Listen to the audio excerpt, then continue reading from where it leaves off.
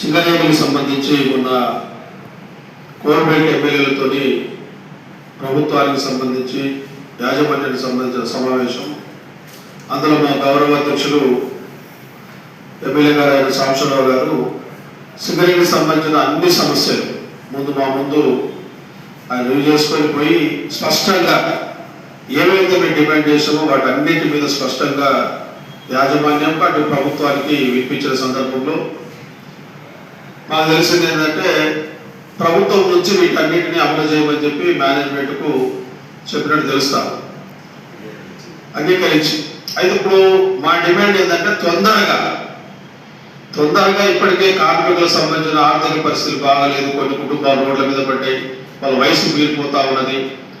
ఆలస్యం చేయకుండా యాజమాన్యం కూడా తాత్సారం చేయకుండా వెంటనే ఆ డిమాండ్లన్నిటి మీద కార్యరూపానికి సంబంధించిన సర్కులర్లు రేపు మాకు స్ట్రక్చర్ మీటింగ్ పెట్టి వాటిలో అమలు చేయడానికి సంబంధించి మాతో మాట్లాడితే ఈ నెలాఖరు జూన్ 1 లోపు ఇవన్నీ జరిగితే కార్మికులకు నిజంగా ఈ ప్రభుత్వం మీద యాజమాన్యం మీద విశ్వాసం ఉంటుంది.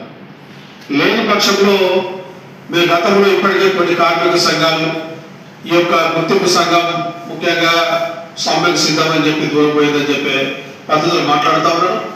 మాకున్న ఈ యొక్క ఆలోచన ఏంటంటే సమ్మెలో పోవడం చాలా ఈజీ, కానీ పరిష్కారానికి కొన్ని మార్గాలు కూడా గుర్తింపు సంఘం మా ముందు ఉన్నాయి. కాబట్టి మా గౌరవ అధ్యక్షుల ద్వారా ప్రభుత్వంతో మాట్లాడితే ఇవాళ 10 రోజుల్లో మాట్లాడదామని చెప్పినప్పుడు కొంచెం ఆలస్యమైంది.